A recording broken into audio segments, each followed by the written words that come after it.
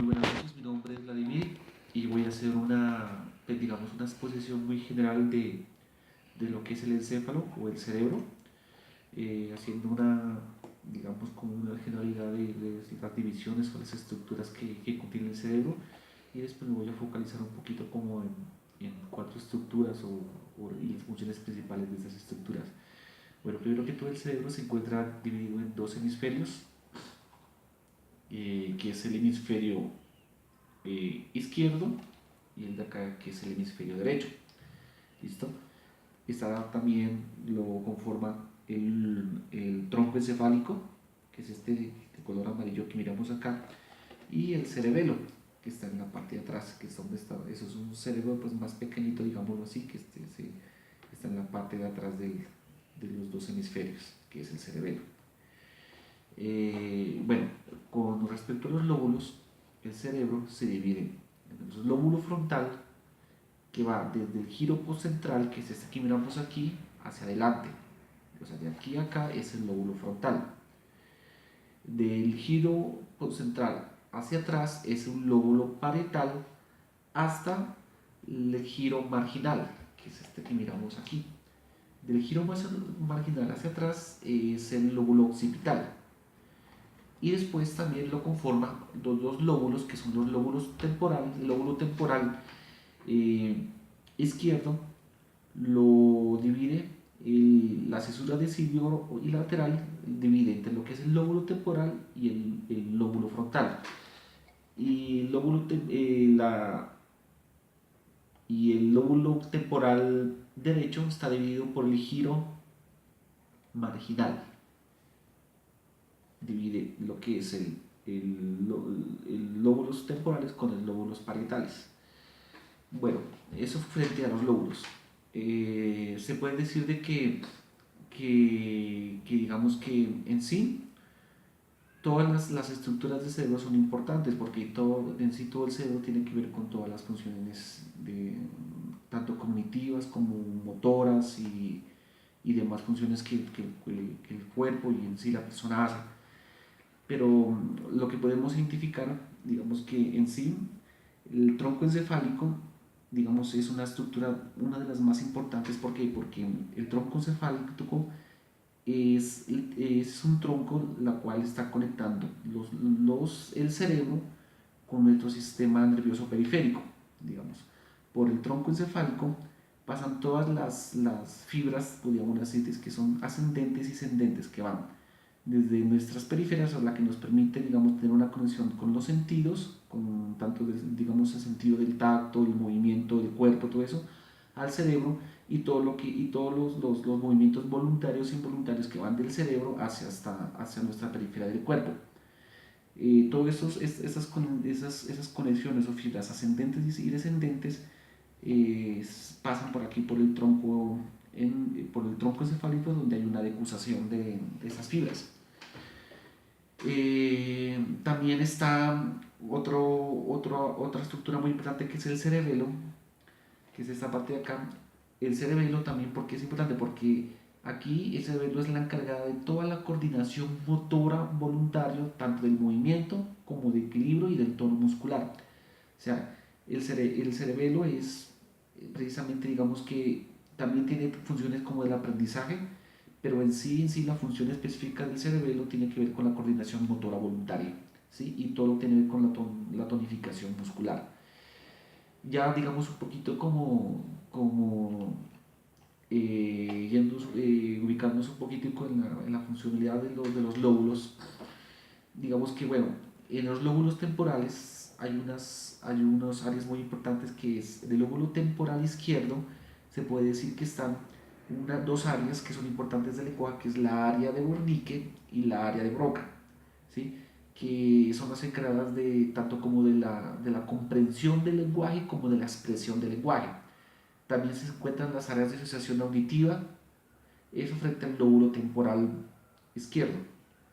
Eh, ya referente al lóbulo temporal derecho, podríamos decir que igualmente cumple funciones como de lenguaje y otras funciones específicas.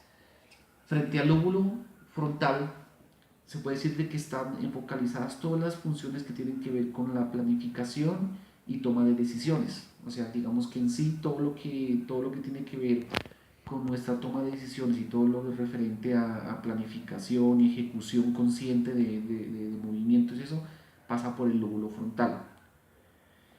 Lo referente al lóbulo parietal están todas las áreas de asociación sensorial, la integración y integración de la información sensorial.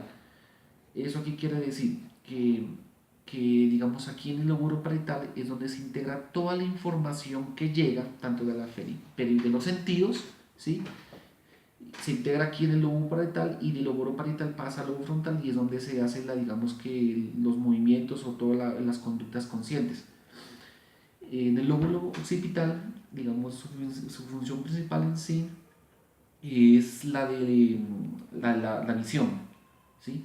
O sea, también, digamos, hay que dar la salvedad y es que todo el cerebro en su totalidad está, digamos, está involucrado en todas las funciones, pero en sí cada lóbulo tiene una función o una función en específico. El lóbulo occipital está toda la corteza visual primaria y está focalizado más a funciones de visión, ¿sí? Bueno, eso un poquito como, digamos, a largos rasgos lo que son los lóbulos y, y en generalidad es lo que pasa y la funcionalidad del cerebro. Frente al ciclo vital se puede decir de que el cerebro hay unos cambios muy importantes. Lo que es en la infancia, la primera infancia, se puede decir de que lo primero que se da en sí, digamos que son las bases, en sí el cerebro no hay una división todavía funcional. Lo que se puede decir es que hay una primera maduración donde hay una migración neuronal, hay una mielinización de las neuronas.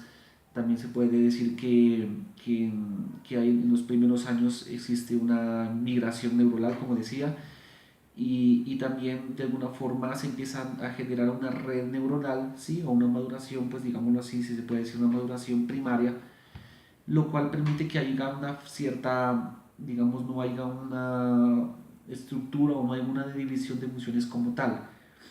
Pero entonces, esa primera infancia es muy importante porque precisamente en ese desarrollo cerebral es donde se van a dar como las bases para las demás funciones que en el futuro se van a desarrollar. En esa primera infancia, lo que en sí se desarrolla mucho es con todos los sistemas sensoriales, los sistemas sensoriales perceptivos, tiene que ver con toda la parte de la amígdala, la parte emocional, afectivo, emocional, psicomotriz, ¿sí? ¿Por qué? Porque eso es lo que en sí, o sea, esas son como las bases, lo que va a permitir después de que el niño o la persona cuando crezca, se genere el desarrollo de las otras habilidades cognitivas, ¿sí? Entonces, eso con respecto a la primera infancia, o la infancia hasta los 8 primeros años de vida. Decir que otros, bueno, en la primera infancia se puede decir que hay digamos, como decir, ¿cómo se llama? Es unas funciones, como son el lenguaje, la motricidad, el aprendizaje del lenguaje, la motricidad, la memoria, que son como edades principales para desarrollar estos procesos, porque igualmente, digamos, el cerebro está sensible al aprendizaje de esa clase de habilidades. Con el tiempo no quiere decir de que no se dé, sino que va a ser más difícil que el cerebro aprenda, así, no de la misma manera como aprende en esta primera infancia. Después de más o menos de los 8 años a los 10, todo lo que tiene que ver con la adolescencia, digamos que en sí ya hay una división, ya hay una integración, ya se han desarrollado mucho mejor las estructuras cerebrales, tanto como sus estructuras, como sus lóbulos, lo cual ya hay una especificación de funciones por cada área del cerebro. Entonces ya hay unas áreas, digamos, de asociación, unas áreas digamos que ya en específico que cumplen una función en específico, tanto como motoras como de lenguaje, pero en sí lo más importante es que se desarrollan todas las habilidades o de alguna modulación de todos los procesos cognitivos superiores, lo cual le permite al ser humano desarrollar tareas más complejas, como de memoria, como de aprendizaje, como de lenguaje, como de abstracción, racionamiento, ¿sí? Entonces, ¿eso se debe a qué? A que digamos que ya en sí se ha logrado que el cerebro se desarrolle, digamos, en su totalidad, por lo cual ya ha habido una migración neuronal, ya ha habido una mielinización de las neuronas y también ya ha existido una forma, una diferenciación neuronal, ¿sí? Lo cual permite que se dé esta, y en sí, pues una sinapsis, un desarrollo sináptico, un desarrollo sí, dendrítico, que lo que le permite que el cerebro se evolucione más o se especifique más en ciertas funciones. Entonces, en sí, son funciones como más abstractas, más de razonamiento lógico, hasta de procesos cognitivos superiores. Y ya viene, digamos que es una tercera etapa que dicen que es la etapa pues como de como que los sistemas, los procesos van decayendo, que es la etapa de la vejez. Sin embargo, hay una función que es, digamos, transversal a todo el ciclo vital, que es la plasticidad neuronal, que es muy importante tener en cuenta porque se sabe que la plasticidad neuronal dura, digamos, hasta muy altas edades. O sea que nosotros siempre tenemos la capacidad de aprender nuevas cosas, generar mayores aprendizajes, siempre y cuando el cerebro esté en esa constante estimulación o conocimiento constante de las cosas, del mundo, de exploración. ¿Sí? O sea, eso es, creo que una de las funciones muy importantes es la plasticidad del cerebro. O sea, el cerebro tiene esa capacidad de modificarse constantemente de acuerdo a los aprendizajes que nosotros a nuestro diario vivir vayamos desarrollando. Digo, eso es como a largos rasgos, pues digamos, de una generalidad lo que hasta el momento se puede comprender del cerebro. Muchas